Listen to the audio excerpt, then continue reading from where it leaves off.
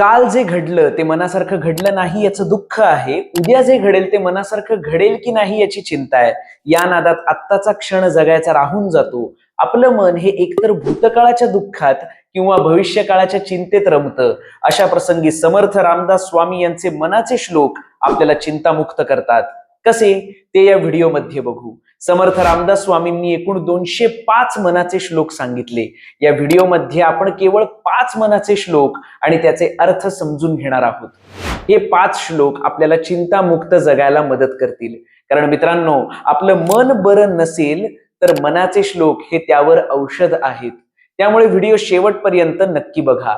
कमेंटमध्ये जय जय रघुवीर समर्थ लिहून सुरू करूया चिंतामुक्त होण्याचा पहिला मनाचा श्लोक. जनी सर्व सुखी असा कोण आहे, विचारे मना तूची शोधून पाहे. मनात वांचिरे पूर्व संचित केले, तया सारिखे भोगणे प्राप्त झाले. आता म्हणजे काय तर प्रत्येकाला असं वाटत असतं की समोरची व्यक्ती ही आपल्यापेक्षा अधिक सुखी आहे. म्हणजे मी देखील तेवढेच कष्ट घेतोय किंवा घेते आहे, पण तरी समोरच्या व्यक्तीला अधिक पैसे मिळतायत. असं का हा प्रश्न पडतो. मग समर्थ रामदास स्वामी म्हणतात, जगात सर्व सुखी असा कोण आहे हे तूच जरा शोधून पहा. मग आपण शोधायला जातो की जिला माझ्यापेक्षा अधिक पैसे मिळतात ती व्यक्ती माझ्यापेक्षा सुखी आहे का. या व्यक्तीला भेटल्यावर लक्षात येतं की होय, या व्यक्तीकडे माझ्यापेक्षा अधिक पैसे आहेत. मग वाटू लागतं की ही व्यक्ती सर्व सुखी आहे. तेवढ्यात त्या व्यक्तीची दुःखाची बाजू दिसते. ती व्यक्ती आयुष्यामध्ये निराश असते. ती व्यक्ती आपल्याला म्हणते, मी सुखी नाही, माझ्यापेक्षा तर आमच्या शेजारी राहणारे सुखी आहेत. त्या शेजारी राहणाऱ्या व्यक्तीकडे गेल्यावर कळतं की ती व्यक्ती सर्व काही असूनही समाधानी दिसत नाही. ती व्यक्ती म्हणते, माझ्यापेक्षा माझ्या ऑफिसचा बॉस सुखी आहे.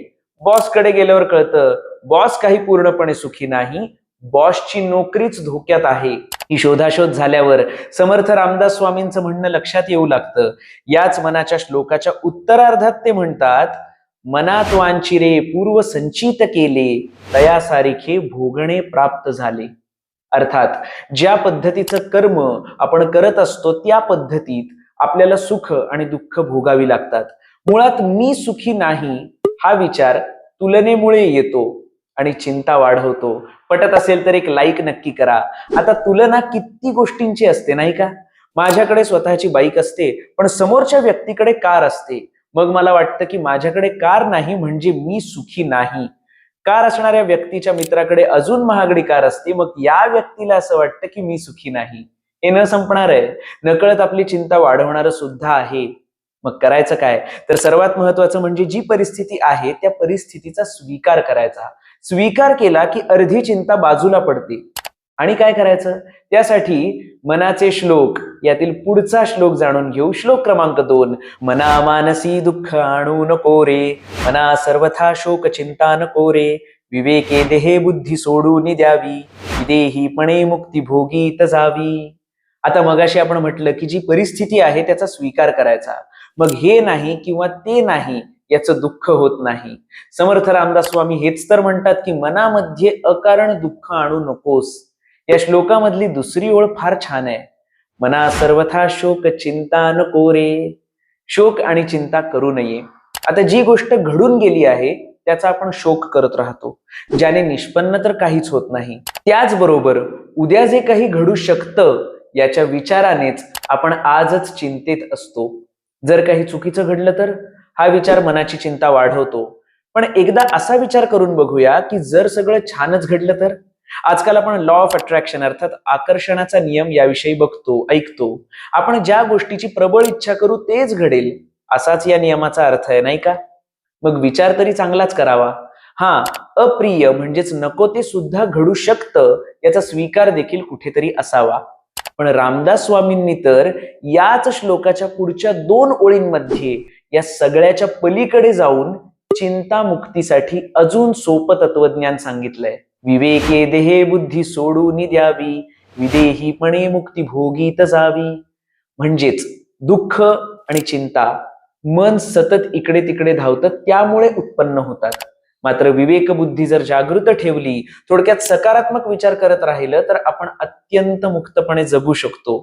अजून सोपं सांगायचं तर आत्ता जो क्षण जगत आहोत त्यावर पूर्ण लक्ष केंद्रित करून विवेकबुद्धीने काम करत राहायचं. जसं की आत्ता जर आपण हा व्हिडिओ बघत आहात तर केवळ हा व्हिडिओच बघा आणि त्याचाच विचार करा. आणि असेच सकारात्मक व्हिडिओज बघत राहण्यासाठी चॅनलला सबस्क्राईब करून ठेवा. चिंता करून काहीही उपयोग होत नाही हे सांगणारा तिसरा श्लोक बघू. मनी मानव व्यर्थ चिंता वाहते, अकस्मात होणार होऊन जाते. घडे भोगणे सर्व ही कर्मयोगे, मती मंदते खेदमानी वियोगे. माणूस व्यर्थ चिंता वाहतो असं रामदास स्वामी म्हणतात.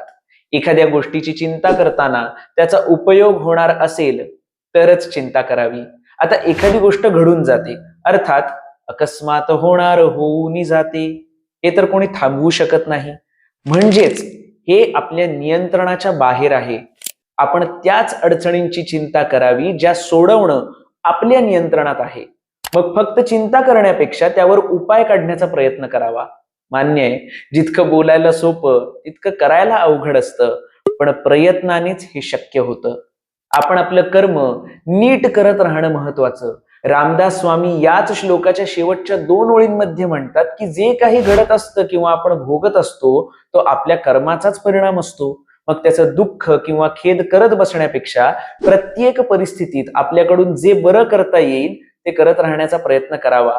जेव्हा आपण कार्यामध्ये मग्न राहतो तेव्हा अतिविचाराला जागा राहत नाही. अतिविचार नसला की चिंतेला सुद्धा स्थान नसतं.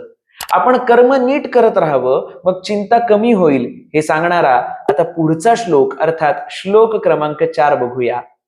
जगी होईजे धन्य या राम नामे, क्रिया भक्ती उपासना नित्य नेमे. उदासीनता तत्वता सार आहे, सदा सर्वदा मोकळी वृत्ती राहे. राम नाम घेत राहावं म्हणजेच उत्तम काम करत राहावं. कर्म चांगलंही असू शकतं, वाईटही असू शकतं. आपली संगत कशी आहे यावर ते कर्म अवलंबून असतं. रामाची संगत असेल म्हणजेच आपल्या सोबत देव माणसं असतील तर आपोआपच चांगलं कर्म करण्याच्या दृष्टीने पावलं पडतात. हे सगळं करत असताना समर्थ रामदास स्वामींनी म्हटलं आहे की उदासीनता असावी.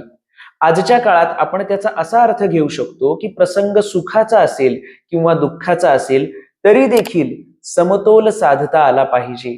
सुखाने हुरळून जाऊ नये आणि दुःखाने कोलमडून पडू नये.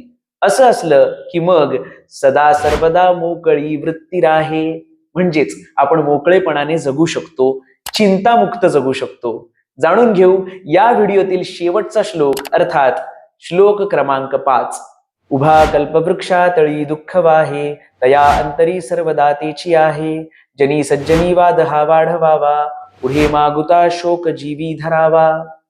आजूबाजूला अशी अनेक माणसं आपण बघतो जी सगळं उत्तम असून सुद्धा प्रत्येक चांगल्या गोष्टीत काहीतरी खोड काढतात. रामदास स्वामींनी याविषयी म्हटलंय की कल्पवृक्षाच्या खाली उभी असून सुद्धा एखादी व्यक्ती दुःख भोगत असते. आता कल्पवृक्ष म्हणजे काय तर असा वृक्ष की जी गोष्ट मिळवण्याची आपल्याला इच्छा होती ती गोष्ट हा वृक्ष मिळवून देतो. असं सगळं असताना सुद्धा चांगल्यातही वाईट शोधायची वृत्ती काही जणांमध्ये असतेच आणि त्याच्यामुळेच त्यांच्या मनी सतत शोक असतो. सगळं चांगलं असून देखील काहीतरी खुसपट काढतात, वाद घालतात, स्वतः दुःख भोगतात, चिंता वाहत राहतात, दुसऱ्याची देखील चिंता वाढवतात. म्हणूनच मुळात विचार जर सकारात्मक असतील तर तिथेच चिंतेवर विजय मिळवता येतो. हे सकारात्मक विचार समर्थ रामदास स्वामींनी मनाचे श्लोक या माध्यमातून आपल्याला दिले. आपलं शरीर बरं नसलं की आपण डॉक्टरांकडून औषध घेतो.